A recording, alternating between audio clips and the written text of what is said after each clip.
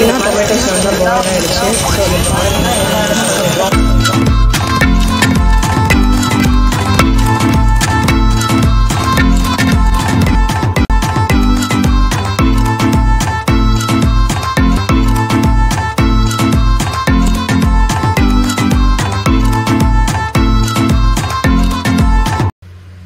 Friends, welcome to Sophie kitchen.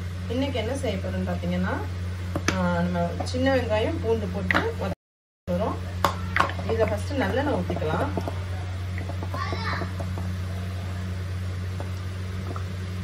கொஞ்சம் எண்ணெய் அதிகமாகவே ஊற்றிக்கலாம். எண்ணெய் நல்லா சூடாகட்டும். எண்ணெய் நல்லா சூடானே கடுகு ஃபர்ஸ்ட் போடுங்க. கடுகு பொரியட்டும். இப்போ நல்லா கடுகு பொரிஞ்சிச்சு. இதில் கொஞ்சமாக சீரகம், கொஞ்சமாக வெந்தயம் இதெல்லாம் சேர்த்துக்கோங்க.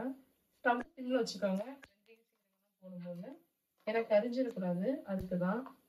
வெந்தயத்தோட கலர் சேஞ்ச் ஆகட்டும். சேஞ்ச் ஆனால் தோல் உரிச்சு வச்சுருக்க சின்ன வெங்காயம் பூண்டு ரெண்டையும் போட்டுக்கலாம். இப்போ இதுக்குள்ள எடுத்து வச்சிருக்கிற சின்ன வெங்காயம் பூண்டு போட்டுக்கலாம். பூண்டு சின்ன வெங்காயம் நல்லா தோல் உரிச்சு கழுவி நான் வச்சுருக்கேன். அதில் எந்த அளவுக்கு இல்லாமல் போயிடும், அதனால கழுவிட்டு யூஸ் பண்ணிக்கோங்க.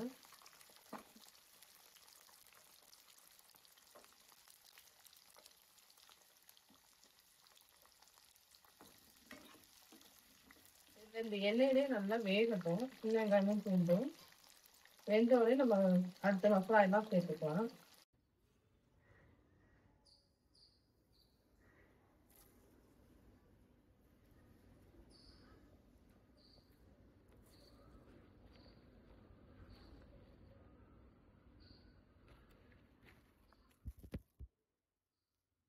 வத்தக்குழம்புக்கு தேவையான கருவேப்பிலையே நம்ம வீட்டு செடியிலே பறிச்சு வந்தாச்சு. எங்க இப்படி ஃப்ரெஷ்ஷாக போகும்போது சூப்பராக இருக்கும்.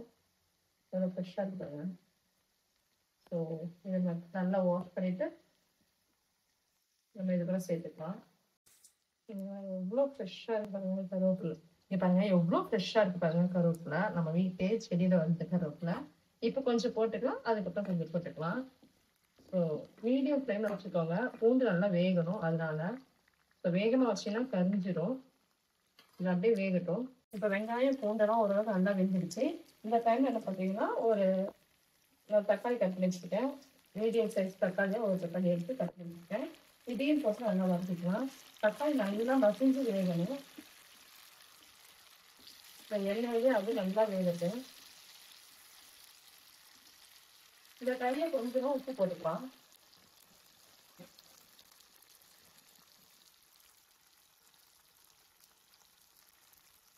இது கொஞ்சம் சிம்மில் வச்சு மூடி வச்சுக்கலாம். பாருங்க, வெங்காயம் தக்காளி பூண்டு எல்லாமே நல்லா வெந்துடுச்சு. இப்போ இது கூட நான் மசாலா போட்டுக்கலாம். நான் ஃபர்ஸ்ட் இதில் குழம்பு மசாலா நான் வீட்டிலே அரைச்ச குழம்பு மசாலா தூள் அது ஒரு ஸ்பூன் போடுறேன். இது கூட சாம்பார் தூள்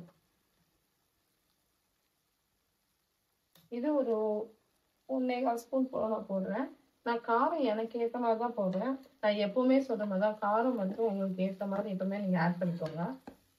ஸோ ஒவ்வொருத்தரும் காரம் கம்மியாக சாப்பிடுவாங்க, ஒருத்தவங்க அதிகமாக சாப்பிடுவாங்க. ஸோ அதனால் காரம் உங்களுக்கு எவ்வளோ வேணும் அந்த அளவுக்கு நீங்கள் ஆட் பண்ணிக்கோங்க. ஸோ இந்த மசாலையே எண்ணெய் பிரிஞ்சு வரணும். நல்லா அந்த மசாலையே எண்ணெயிலேயே இந்த மசாலா நல்லா வேகணும். கலர் கொஞ்சம் சேஞ்ச் ஆகட்டும், அது வரைக்கும் நல்லா வேகட்டும். மீடியம் ஃப்ளேமில் வச்சு இது பண்ணுங்க. இப்போ பாருங்க, நல்லா அந்த மசாலாலாம் நல்லா வெந்துருச்சு. இந்த எண்ணெயிலே கலர் எந்த அளவுக்கு சேஞ்ச் ஆகிருப்பாங்க. இப்போ நான் ஒரு லெமன் சைஸ் புளி எடுத்து நான் கரைச்சி வச்சுருக்கேன் தண்ணி ஊற்றி. ஸோ இதையும் இது கூட ஊற்றிடலாம்.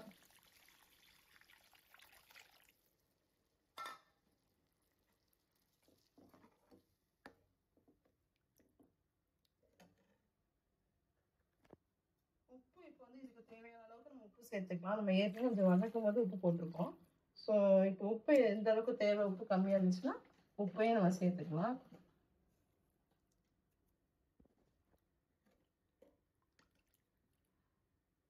இப்போ இதை நல்லா மூடி வச்சிடலாம். நல்லா கொதிக்கட்டும்.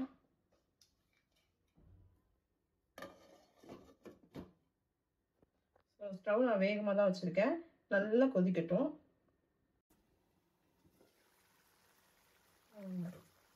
பாருங்க நல்லா வத்திருச்சு. எண்ணெயும் நல்லா பிரிஞ்சு வந்துச்சு பார்த்தீங்களா? இப்போ இந்த ஸ்டேஜில் நம்ம என்ன இறக்கிடலாம். இது வந்து இன்னும் கட்டி ஆகும் உங்களுக்கு. ஸோ எண்ணெய் பிரிஞ்சு நல்லா வந்துருச்சு பார்த்தீங்களா?